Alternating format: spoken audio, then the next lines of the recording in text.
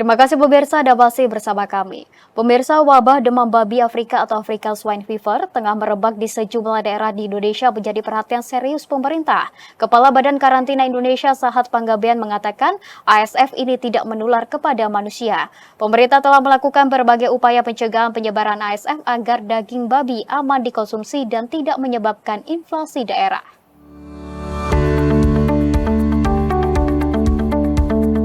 Penyakit demam babi Afrika merupakan penyakit pada babi yang menular dan menyebabkan kematian pada babi hingga 100%.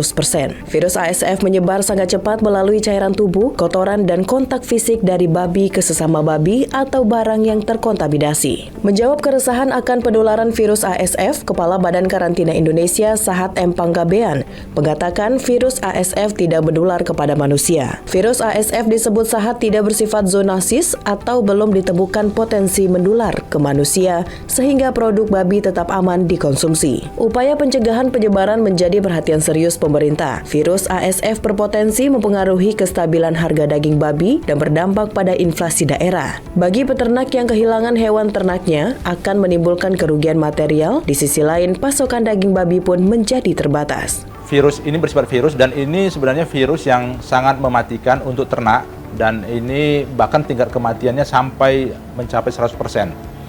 Nah, ini perlu kita ingatkan juga bahwa sebenarnya ini virus ini tidak bersifat zoonosis, artinya tidak menyebar, tidak akan tertular ke manusia. Jadi hanya di ternak babi ini saja. Tapi memang karena kecepatan dia menyebar sehingga ini berdampak ekonomi di masyarakat. Nah, ini sebenarnya yang menjadi permasalahan berikutnya.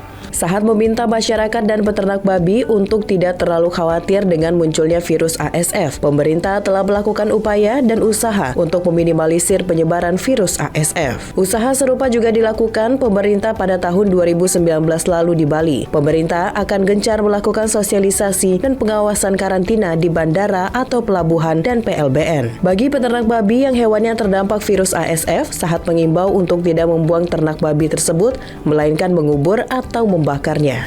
Untuk masyarakat, kalau ada ternak yang memang sudah terjangkit penyakit ASF ini babinya, itu jangan dibuang, kubur atau bakar.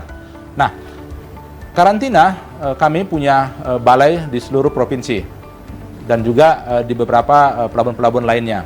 Lengkap semua. Silakan berkoordinasi. Saya sudah arahkan kepada seluruh pegawai karantina. Bukan hanya di Papua, di seluruh Indonesia. Kalau ada babi yang sakit, langsung musnahkan supaya kita mencegah penularannya. Yang kedua juga jangan panik selling gitu ya. Jadi teman-teman peternak kalau ada sakit babinya biasanya dijual. Nah, ketika kita jual penyakitnya babi itu sudah terinfeksi virus ASF, itu akan membantu penyebaran lebih masif lagi kalau kita jual di masyarakat. Pemirsa, Balai Karantina Indonesia memperkuat pencegahan penyebaran penyakit demam babi Afrika di Papua. Upaya kolektif ini diharapkan dapat mencegah dampak yang lebih besar di Papua dan menjadi contoh pengendalian wabah ASF di seluruh Indonesia.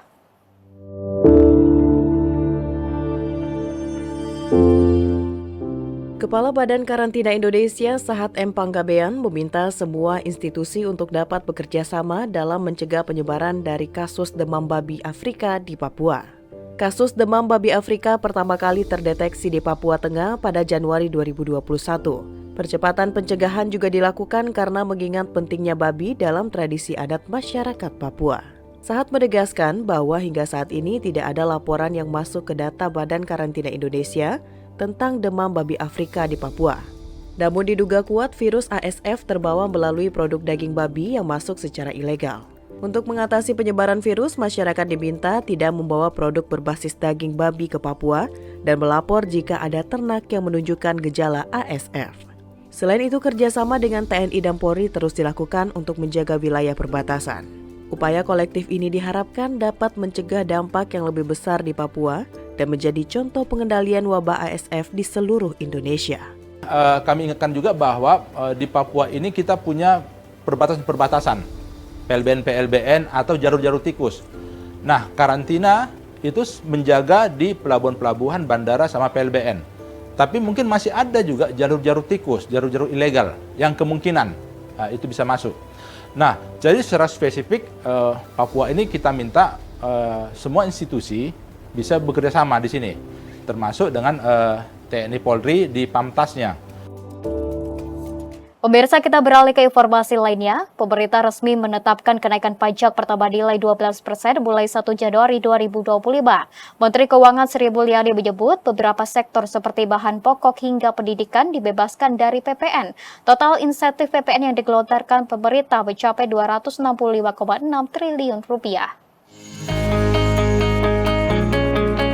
Sesuai amanah Undang-Undang Nomor 7 Tahun 2021 tentang harmonisasi peraturan perpajakan, pemerintah akan memberlakukan tarif pajak pertambahan nilai sebesar 12% mulai 1 Januari 2025.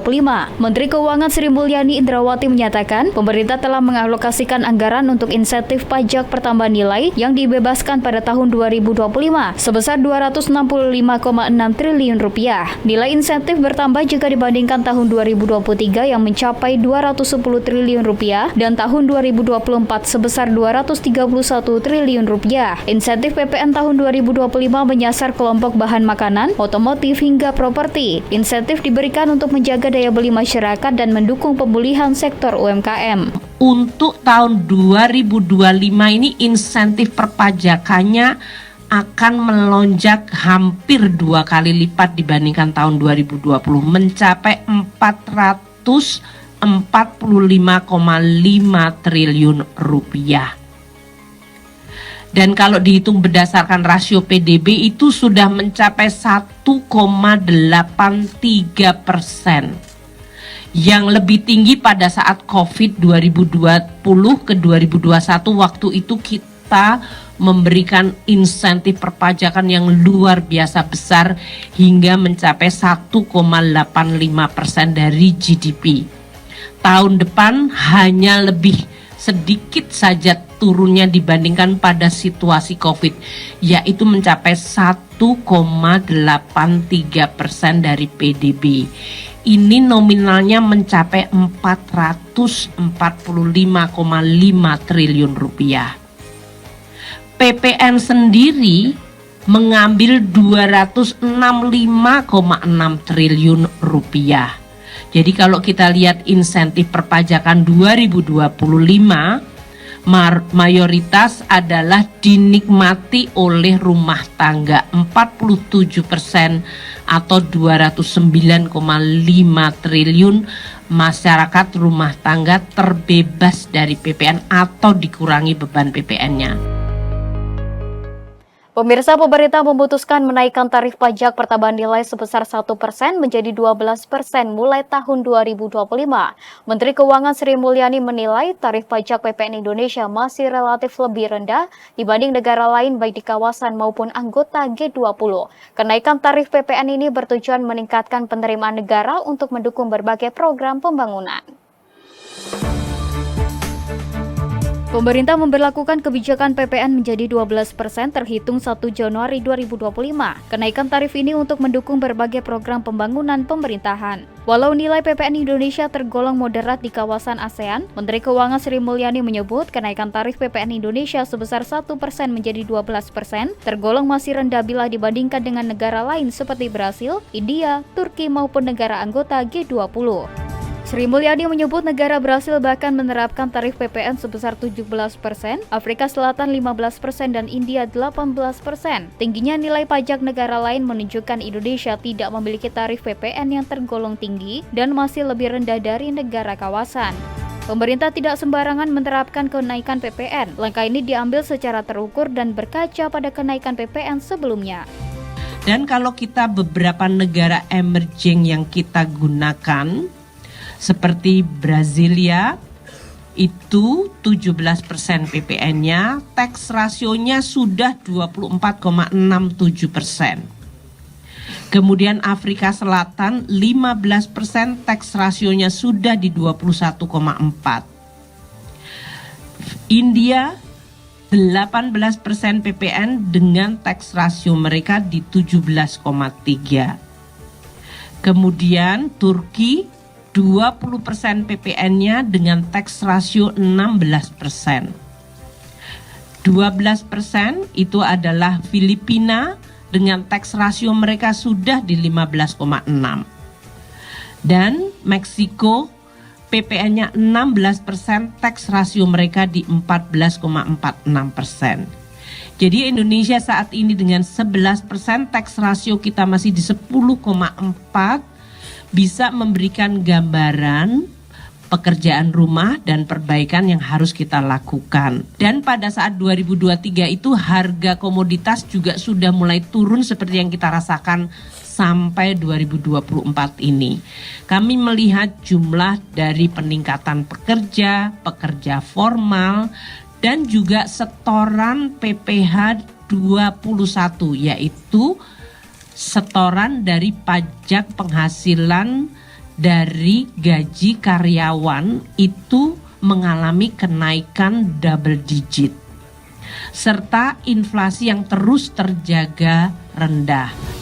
Pajak pertambahan nilai dan pajak penjualan atas barang mewah menyumbang besar terhadap penerimaan negara. Kedua pajak ini menjadi penyumbang terbesar setelah PPh dan berperan penting mengatur konsumsi dan mendukung pemerataan ekonomi. Pemirsa, sejumlah informasi akan kami hadirkan usai jeda pariwara berikut ini, tetaplah bersama kami.